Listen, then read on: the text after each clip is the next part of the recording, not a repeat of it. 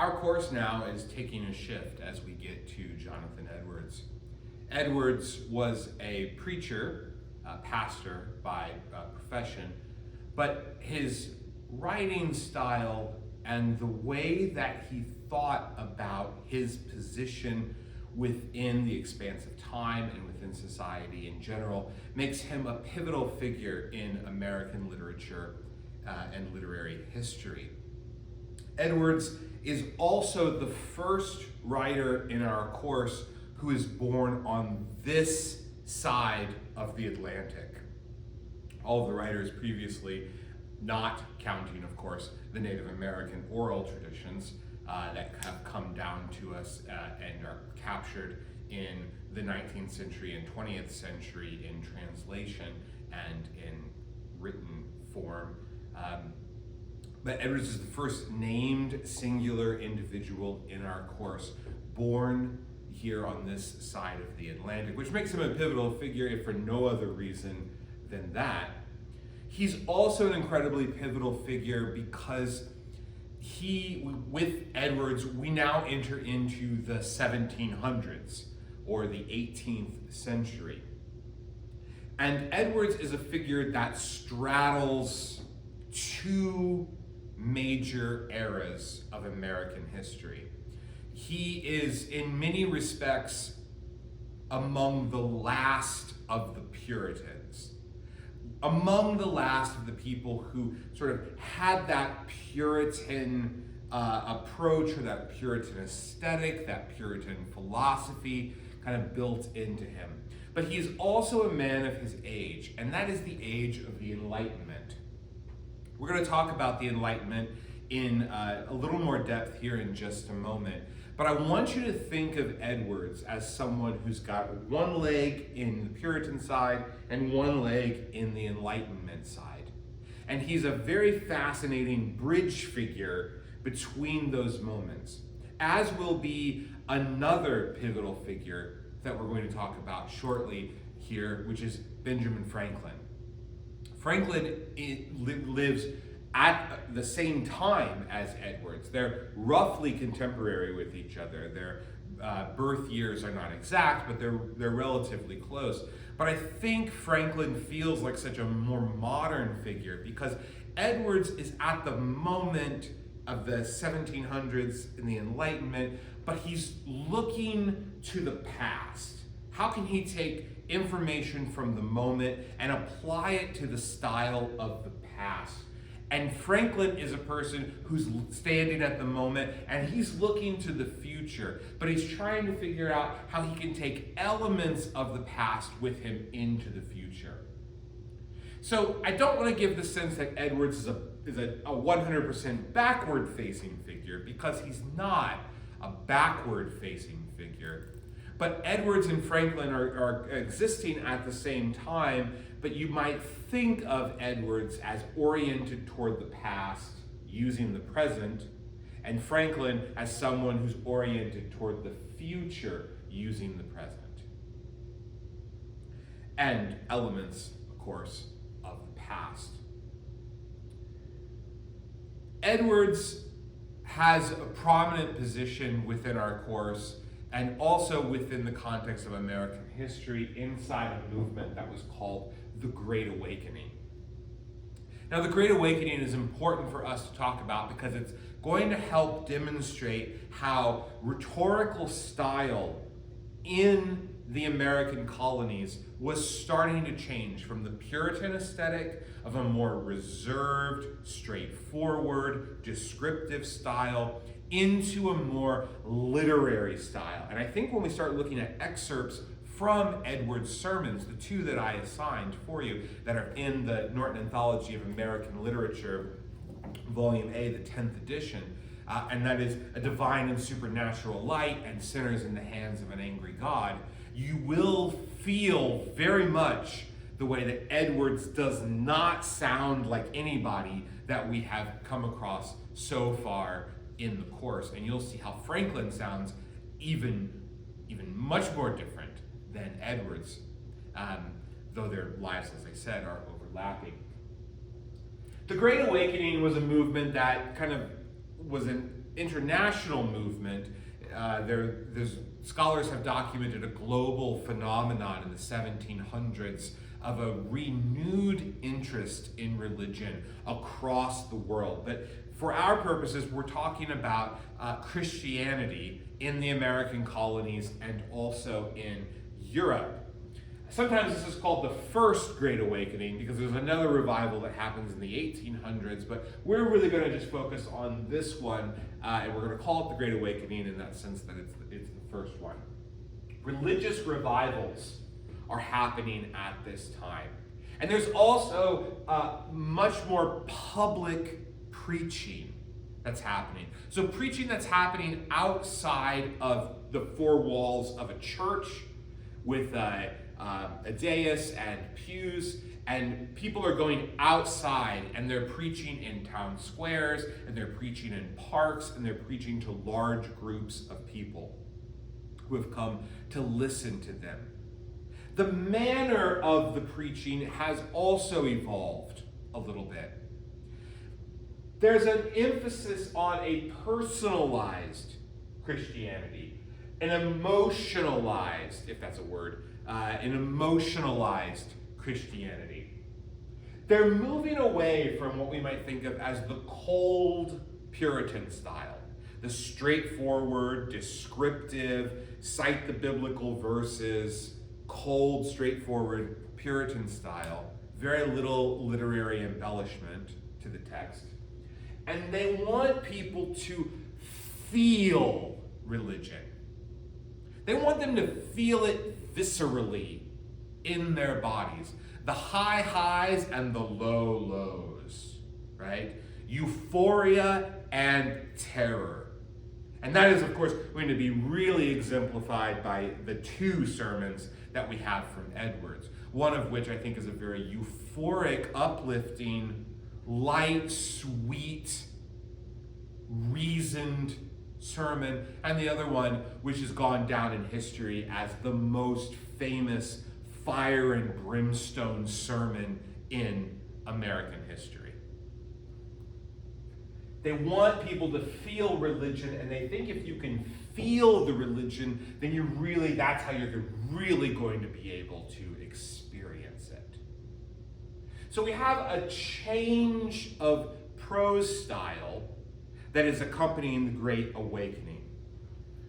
Some scholars think that what might have motivated the Great Awakening are some cultural changes that brought people back into a renewed interest in that kind of old-time religion, as the saying goes. There was expanded commercialism happening on an international stage. More commerce, more merchandising, more goods, more shops, and there's a fear of commercialism as a force within cultures. We're also seeing a vast expansion of territories, right? By the 1700s, the mid-1700s, people have been living, colonizing, conquering, settling in the Americas for well over 100 years, and the conquering for well over 200 years at this point. So we have a sense of the world itself is changing. And at moments of change, as you may have noticed over the last few years of our own time, in moments of change, people seek solace in traditional things. When the world starts feeling a little chaotic, things start to get a little more traditional. And it can happen both in the way people vote, and also the values that they hold, and also the routines that they follow, and so on and so forth. There's also this growing sense of a loss of a centralized religion, right? The Reformation that split the Christian church into Protestants and Catholics is a couple hundred years old. We have growing branches within Christianity. There's a loss of centralization, and so there's a reattachment back into a religious revival sense. Edwards is part of this movement, and he wants people to experience religion viscerally. He wants them to experience it on an emotional, intellectual, and rational level. It's also, though, important, and I really want to go to great lengths to make this point about Edwards, because he's a bridge figure. He's sometimes thought of as the last great Puritan, but he's also thought of as a man of the Enlightenment. So now let's talk a little bit about the values that are associated with the Enlightenment, which is our next major unit in the course. The Enlightenment is a movement, it kind of takes place primarily in Europe and in the Americas. Some of the most famous thinkers associated with the Enlightenment come from the United Kingdom, France, Germany, and the Americas, Spain too, Italy as well. These might be some names that you might recognize associated with the Enlightenment that you could have come across in other courses, perhaps a world literature course or a world history course or a philosophy course or a government course. These would be major figures in shaping intellectual life from this point onward, right? These are figures that we're still talking about in institutions of learning today. People like René Descartes, Isaac Newton, Thomas Hobbes, Benedictus de Spinoza, John Locke, Jean-Jacques Rousseau, Voltaire, Montesquieu, David Hume, Adam Smith, Immanuel Kant. And then here in the Americas, people like Benjamin Franklin, Thomas Jefferson, Thomas Paine, people who are going to show up in our course, right, as Enlightenment thinkers. Some of these figures show up in philosophy courses or history courses or science courses, right? I mean, Isaac Newton is a central figure in science. What is the Enlightenment? What characterizes the Enlightenment? Where did it come from? When did it happen? Well, like all major intellectual movements, we can only really give approximate dates for these sorts of things. And by the way, these dates would be even contested among many scholars. Some people would say I have the Enlightenment starting too early on the board. Some would say that I have it ending too early, or I'm going too late, or even starting too late. Well, maybe not most people would say that I'm starting it too late by the 1630s. But the 1630s through the 1790s, essentially, is the period that we're going to want to think of as the Enlightenment. The 17th century and the 18th century, almost all of the 18th century. The Enlightenment is characterized by a critical examination of human institutions. What is going on at this time? Well, by the 1630s, we have the end of the Renaissance in Europe. The Renaissance is a response to the Middle Ages. It's a flourishing of science, a flourishing of an age of discovery. People like Columbus and Magellan and other world explorers. It's an era in which there's also a lot of religious tension, right? The splitting of the church into the Catholic branch and the Protestant branch in Europe is a huge event during this time. And there are also many religious wars that are happening. Almost all of the governments in Europe, or all the governments in Europe, are controlled by thought to be divinely selected monarchs, right? These are kings and queens, rulers who have absolute authority. When you have a world of absolute authority, you also have battles within houses for control. Who's going to be king, who's going to be queen, lines of succession, and all of those kinds of tensions. There's a sense in which a lot of the friction that emerges from the Renaissance simply comes to a head, and people are like, we're tired of it. There's got to be a better way. There's got to be a different way. And the exploration of science and art and intellectual inquiry that begins during the Renaissance is part of what sort of bursts out of the Renaissance and gives way to the Enlightenment. So when we start talking about a critical examination of human institutions, we're talking about things like the foundations of government. Should there be a king or a queen? Should there be a monarch? Okay. We're also talking about religious institutions. We're talking about how we understand science. We're talking about tensions that exist between the church and scientists, between writers and society, or authors and or artists and society. We're talking about people who are looking for a different way to explore the human mind's capabilities. The Enlightenment is often said to value things like reason over emotion, the ability of the mind to think through problems, to find rational conclusions to things. Science, a privileging of science over superstition, right? This is the age of science, the age of, after global discovery, we now have the emergence of scientists who are trying to figure out things like how to protect people from diseases. This is the time where we get the world's first inoculations. Jonathan Edwards, by the way, unfortunately dies young from smallpox.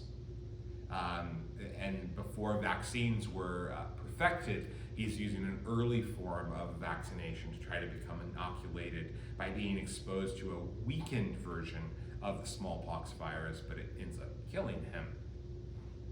We have a thought here about empiricism, looking out into the world and understanding the world through our sensory experiences.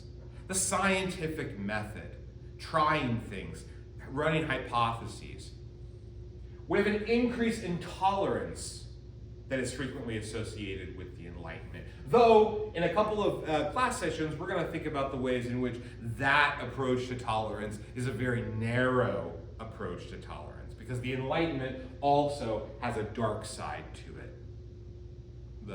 Toni Morrison calls it, the age of scientific racism, as many old, irrational, illogical, cruel institutions are given for the first time some attempted scientific justifications for them that we understand today to be junk. For the first time, we have an emphasis on the individual. Not the first time, right? I mean, always there are going to be exceptions to this, but on a larger social movement level, we have thoughts about the individual. The individual's relationship to other individuals and to the overall society. If the individual is perfectible, as many Enlightenment thinkers imagine, through hard work, through knowledge, through learning, through growth, the individual, there's a sense of a potential perfectibility of the individual, then the individual is entitled to certain protections, rights. This is the first time that we're getting concepts of equality, natural rights to people. A relationship in which the society is formed to protect those rights and to determine what the rights are going to be. The sort of unofficial motto of the Enlightenment was dare to know, dare to learn, dare to think, right? An exploration in critical thinking. Enlightenment thinkers sought to uncover fundamental principles about people. When Immanuel Kant sets out to try to develop a system of philosophy, he wants to start with what are first principles, right? We start with the very basic common thing and we build up from there. We don't establish morality based on arbitrary concepts, but we start in a more scientific way of trying to establish what morality might entail. John Locke, the pivotal thinker John Locke with the Enlightenment, just as it sounds, but with an E on the end of Locke, publishes an essay concerning human understanding in 1690. And in that essay, the essay of human understanding, Locke argues that the human mind is a blank slate, that we are born into the world with a blank slate. and that slate can be built on through knowledge, right? We know that we're not born with a language built into us. We have a language instinct, but we don't have a built-in language. Our language is shaped by the people around us. How we learn to talk is based on that. A child born in China who grows up exclusively in the United States in a family that speaks English is going to learn how to speak English and will not have a native or built-in or genetic predisposition to know Mandarin. Similarly, a child born in the United States and brought over to a country like Japan and raised the entirety of their life within a Japanese-speaking culture where they don't learn how to speak English or English isn't spoken is going to learn how to speak Japanese as a result of that. They'll speak Japanese because their mind is a blank slate when they're born, right? And they learn based on what's around them. Locke says knowledge comes from your sensory experience. Knowledge comes from the world around you. So that means you can learn, you can grow, and we can change the environment. That can help change the way the mind develops, and that can also change society. So we are products of our contexts, our cultures.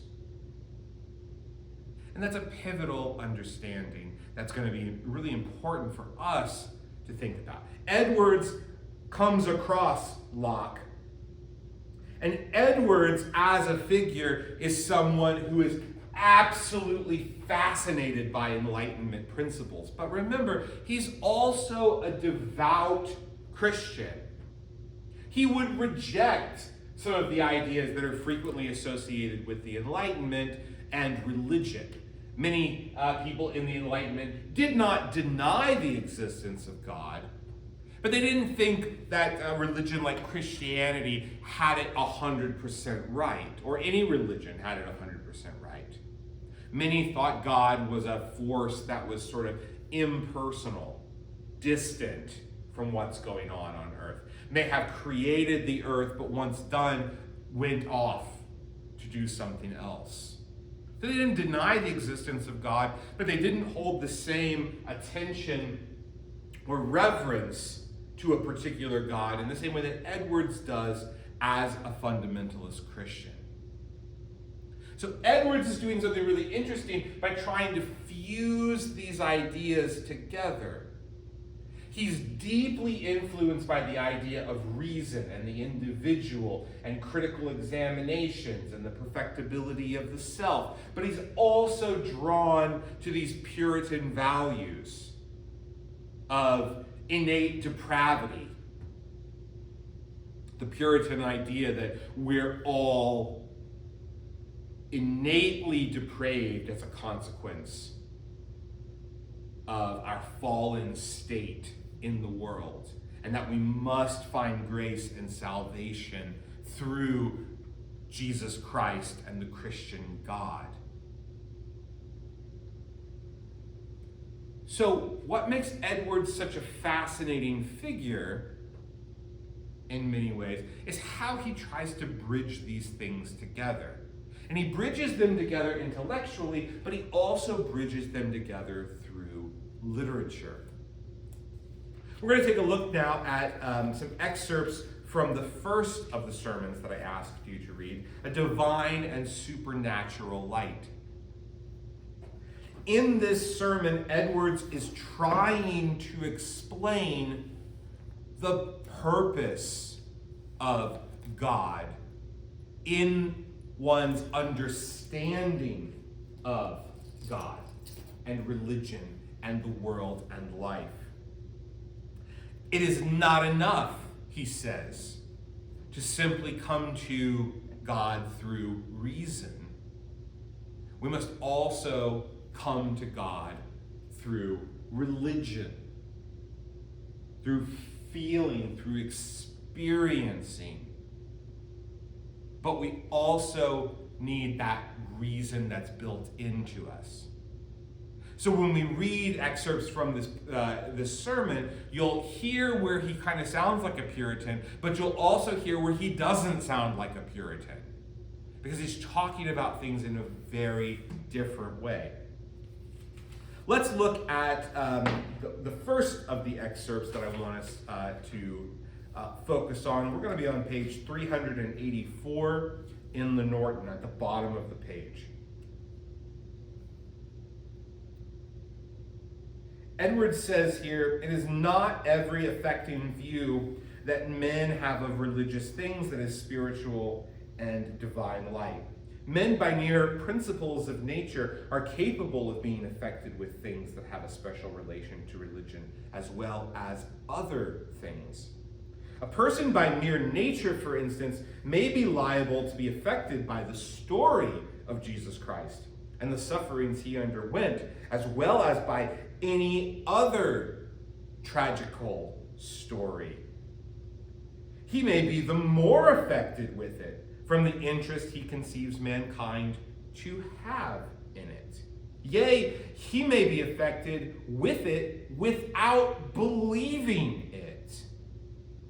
As well as a man may be affected with what he reads in a romance or sees acted in a stage play. He may be affected with a lively and eloquent description of many pleasant things that attend the state of the blessed in heaven, as well as his imagination be entertained by a romantic description of the pleasantness of fairyland or the like. And a common belief of the truth of such things, from education or otherwise, may help forward their affection. We read in Scripture of many that were greatly affected with things of a religious nature, who yet are there represented as wholly graceless, and many of them very ill men. A person, therefore, may have affecting views of the things of religion, and yet be very destitute of spiritual light. Flesh and blood may be the author of this. One man may give another an affecting view of divine things with but common assistance, but God alone can give a spiritual discovery of them. So he goes on to say, a true sense of the divine excellency of the things revealed in the world of God, and a conviction of the truth and reality of them thence arriving. The spiritual light consists of the former of these, a real sense and apprehension of the divine excellency of the things revealed in the Word of God. On page 386, he talks about the difference between knowing and feeling in the experience of religion. Thus, there is a difference between having an opinion that God is holy and gracious, and having a sense of the loveliness and beauty of that holiness and grace. There's a difference between having a rational judgment that honey is sweet and having a sense of its sweetness. I hope that last sentence is somewhat startling in the context of our courses. We're moving chronologically. That's the kind of sentence that would be very strange to show up in like the old-time Puritan style, right? Edwards is really bringing some vivid imagery to his point here, right? I can tell you honey is sweet, but you'll never know how sweet honey is until you taste it. In the same way that I can tell you about religion, you can understand it. You can even say that you are a religious person, or say specifically that you're a Christian. But there's a difference between thinking it, knowing it, and feeling it. There's a difference between going through the motions and feeling God's divine and supernatural light upon you, Edwards says. Look at the bottom of the page, the whole paragraph up from the bottom. He says, It not only removes the hindrances of reason, he says, but positively helps reason. It makes even the speculative notions more lively. It engages the intention of the mind with more fixedness and intenseness to that kind of objects, which cause it to have a clearer view of them and enables it more clearly to see their mutual relations and occasions it to make more notice of them. The ideas themselves that otherwise are dim and obscure are by this means impressed with the greater strength and have a light cast upon them so the mind can be a better judge of them. As he that beholds objects on the face of the earth when the light of the sun is cast upon them is under greater advantage to discern them in their true forms and natural relations than he that sees them in a dim twilight. So he talks about how you can see clearer in the light than you can in the darkness or in a very soft light, right? Daylight, sunlight, you can see things more clearly than you can in twilight. Images of lightness are associated with the Enlightenment, right? Thinkers pick up on this. And Edwards is using imagery of the light to be able to talk about this. On 392, he gives us a sense of the role that rationality needs to play in this fusion that's happening between the mind, the reason, rational, and the religious. About halfway down the page on 392, Edwards says, "It is rational to suppose that it should be beyond man's powers to obtain this light by the mere strength of natural reason." So you're not going to find this kind of feeling of religion through the mind alone, Edwards says. You need the mind. It plays an important role, but you're not going to get there through mind alone, right? You can't cut God out of the picture, Edwards says. "For it is not a thing that belongs to reason to see the beauty and loveliness of spiritual things. It is not a speculative thing, but depends on the sense of the heart. Reason indeed is necessary in order to it, as it is by reason only that we are become the subjects of the means of it. Which means I have already shown to be necessary in order to it, though they have no proper causal influence in the affair. Reason has also to do in the acts that are immediately consequent on this discovery. For seeing the truth of religion from hence is by reason, though it be but by one step, and the inference be immediate." So reason has to do in that accepting of and trusting in Christ that is consequent on it. But if we take reason strictly, not for the faculty of mental perception in general, but he goes on to say, thinking about the perceiving of spiritual beauty and excellency, that it no more belongs to reason than the sense of feeling to perceive colors, or the power of seeing to perceive the sweetness of food. It is out of reason's providence, he says, to perceive the beauty or loveliness of anything. Such a perception does not belong to that faculty. So you can't tell how sweet something is by looking at it. You can tell what it looks like, you can describe it, you can get close to it, but you can't get all the way there. You also need to taste it, right? I can't tell you exactly what rock music sounds like. You're gonna have to listen to it. Even if I can kind of describe it, there's nothing quite like hearing it that's gonna be able to bring it to life for you. So, reason gets us close, he says, but it doesn't get us all the way. So reason plays an important role for Edwards.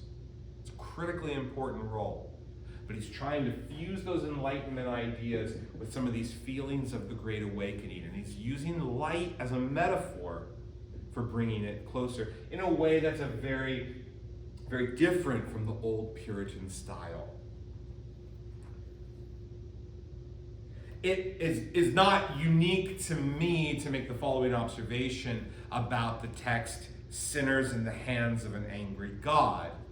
This is probably the sermon that Edwards is most famous for, but it's also not like a lot of his writing.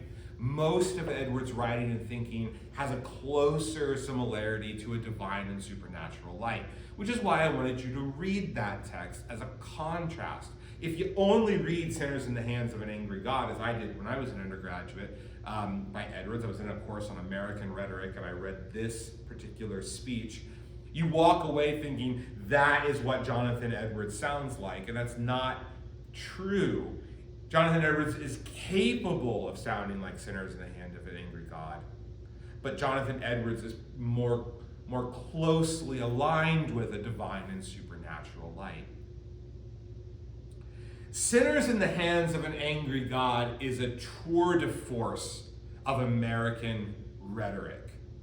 The metaphors, the imagery, the amplification, the fear that Edwards puts into it is astounding. And any one of these intense paragraphs could sustain the same level of analysis as a poem could do for a close reading. So as you start thinking about the topic for your close reading paper, you might think about one of these speeches or these acts of American rhetoric and oratory. They can sustain that level of analysis just like a poem can. I think the Norton Anthology makes a good decision here by including the very first footnote that they do that explains to you how the speech was delivered. And the footnote says, Edwards delivered this sermon in Enfield, Connecticut, a town about 30 miles south of Northampton. According to Benjamin Trumbull's A Complete History of Connecticut, Edwards read his sermon in a level voice with his sermon book in his left hand. I'm going to put my anthology in my left hand as a consequence of that. And in spite of his calm, there was such a breathing of distress and weeping that the preacher was obliged to speak to the people and desire silence that he might be heard. So according to this account, Edwards preached as he always did the text of this sermon in a calm, level voice. But that the audience became so overwhelmed with emotion as a consequence that he had to ask them to be quiet so he could finish reading it all the way through. If you've read Sinners in the Hands of an Angry God, I mean, think about just the title of the sermon alone, right? Sinners in the Hands of an Angry God. It sets a tone, right? It's hard to read this and not want to do it in a grand rhetorical fashion. To feel yourself large and loud and thundering, right? This is sort of an archetypal fire and brimstone sermon. If you've ever sat through one of those or seen one of those depicted on television or in the movies, that sense of a preacher on a stage who's yelling at the congregation, spit flying from his mouth, the vein popping on his head as he's overcome with emotion and yelling. But that's not how Edwards is said to have delivered this. I thought long and hard about, did I want to try to imitate what I thought Edwards' style would be, or did I want to try to indulge in the loudness of the rhetoric? And I think probably I'm just going to try to read it the way that I would normally read it, if I didn't know this fact or not. I think the text makes you want to get loud with it, because the imagery in the text is absolutely astounding. The idea, the thesis that Edwards is trying to develop in the text is that people are saved from damnation through the grace of God alone. That nothing separates them from eternal damnation but God himself. And he's using this idea of fear, that anybody can die at any time, And if they haven't experienced that divine and supernatural light that he talked about in the other one, then they're not really living up to the possibility of being a Christian, and they are at risk of eternal damnation.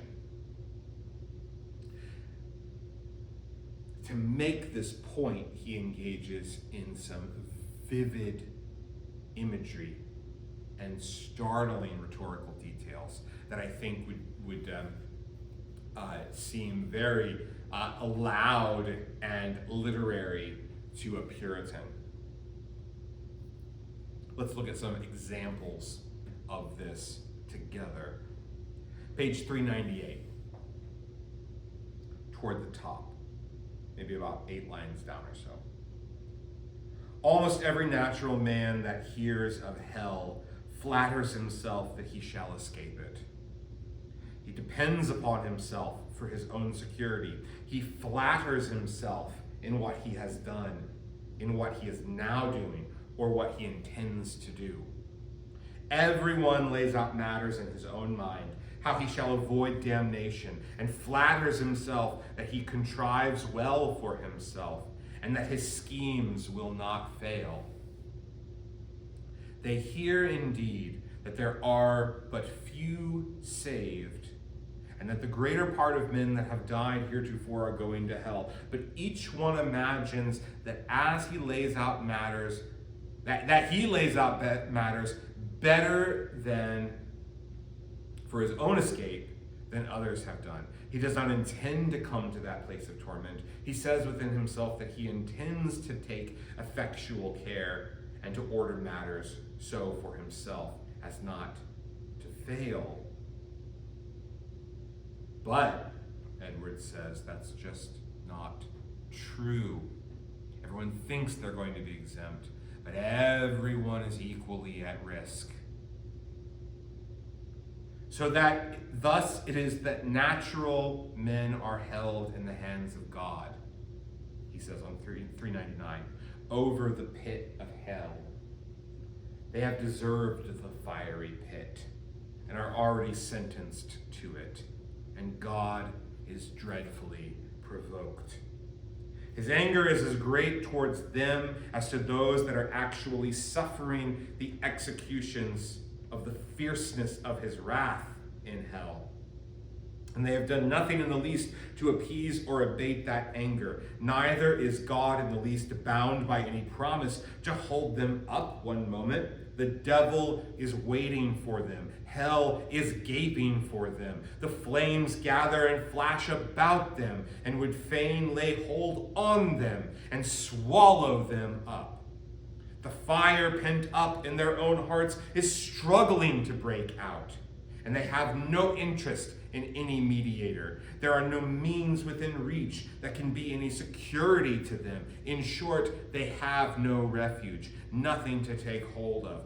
All that preserves them every moment is the mere arbitrary will and uncovenanted, unobliged forbearance of an incensed God. He says in the application section right below, there's nothing between you and hell but the air. It is only the power and mere pleasure of God that holds you up. You probably are not sensible of this. You find you are kept out of hell, but do not see the hand of God in it. But look at other things as the good state of your bodily constitution, your care of your own life, and the means you use for your own preservation. But indeed, these things are nothing. If God should withdraw his hand, they would avail no more to keep you from falling than the thin air to hold up a person that is suspended in it. Your wickedness makes you as it were heavy as lead, and to tend downwards with great weight and pressure towards hell.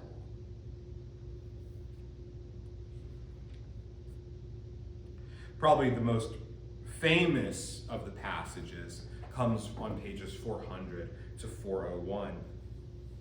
Edwards uses imagery of a dreadful storm on 400, of waters held up in a dam that are let loose to describe God's wrath and his anger, rough winds and whirlwinds, and describes that when it comes, people will be like chaff on the summer threshing floor. The bow of God's wrath is bent, he says on page 400, and the arrow made ready on the string, and justice bends the arrow at your heart and strains the bow. And it is nothing but the mere pleasure of God, and that of an angry God, without any promise or obligation at all, that keeps the arrow one moment from being made drunk with your blood. God holds you over the pit of hell, much as one holds a spider or some loathsome insect over the fire, abhors you, and is dreadfully provoked. His wrath towards you burns like fire. He looks upon you as worthy of nothing else but to be cast into the fire. He is of purer eyes than to bear to have you in his sight. You are 10,000 times more abominable in his eyes than the most hateful venomous serpent is in yours. You have offended him infinitely more than ever a stubborn rebel did his prince. And yet it is nothing but his hand that holds you from falling into the fire every moment. It is to be ascribed to nothing else that you did not go to hell the last night. That you was suffered to wake again in this world after you closed your eyes to sleep. And there is no reason to be given why you have not dropped into hell since you arose in the morning. But that God's hand has held you up.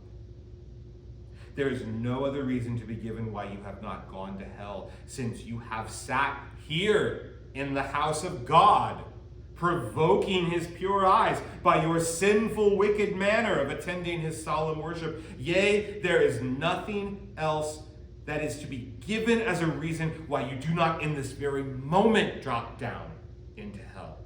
O sinner, consider the fearful danger you are in. It is a great furnace of wrath, a wide and bottomless pit, full of the fire of wrath, that you are held over in the hand of that God, whose wrath is provoked and incensed as much against you as against many of the damned in hell. You hang by a slender thread with the flames of divine wrath flashing about it and ready every moment to singe it and burn it asunder. And you have no interest in any mediator, nothing to lay hold of to save yourself, nothing to keep off the flames of wrath, nothing of your own, nothing that you ever have done, nothing that you can do to induce God to spare you one moment.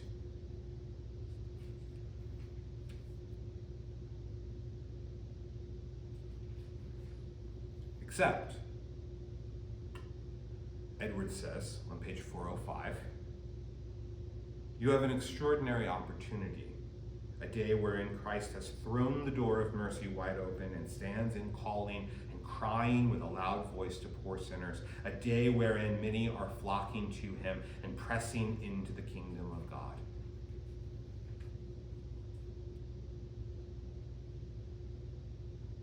Let everyone that is out of Christ, Edwards says at the end of the sermon, now awake and fly from the wrath to come. Talk about a great awakening, right? Now awake and fly from the wrath to come. The wrath of Almighty God is now undoubtedly hanging over a great part of this conversation. Let everyone fly out of Sodom.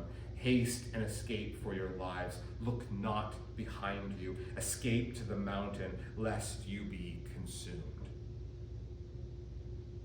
There's another poem in the text that we're not reading for this course, but I strongly recommend that if you have an interest in this kind of stuff, that you read it. It's Michael Wigglesworth's The Day of Doom.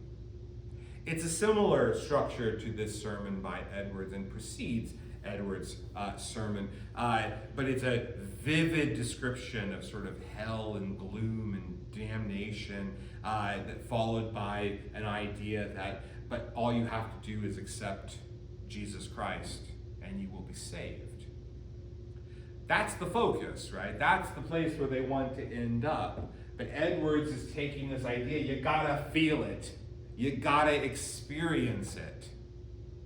And he read it with a level voice, but the congregation still reacted as if he were reading it in the same level of intensity that I can't help but read his rhetoric in. Because he does this beautiful sense of parallel structure where phrases and the structure of sentences are repeated over and over, and he builds this crescendo. And he's got these long sentences where he's building up and he's kind of accumulating image on image on image. Fire and violence and wind and cruelty, and this idea of a hand holding a spider over a flame, or cupped in someone's hands protecting you from the fire below, and nothing stops dropping you into the fire except you. The only thing that you can do is to accept God, Edwards says. So I wanted you to see that as sort of a tour de force of American rhetoric, the ability of using imagery and how Edwards is writing in a way that's so different from what we have seen other people talking about in the course. Even if he's trying to achieve the same ends, he's writing in such a radically different way. And it's impossible to deny Edwards has had a strong influence on the development of American rhetoric and literature and the role that imagery can play in bringing an audience to the moment. And we always must remember, too, he's that important bridge figure between the Puritan side of our course and the Enlightenment side of our course. He's trying to bring those two things together, pulling the principles of the Enlightenment in his direction so that he can pull the principles of Puritanism together and make them do what he wants them to do. Benjamin Franklin's going to do the same thing, but he's heading in a different direction. And the direction Franklin is going is the direction our course is going to go. And we turn to Franklin next.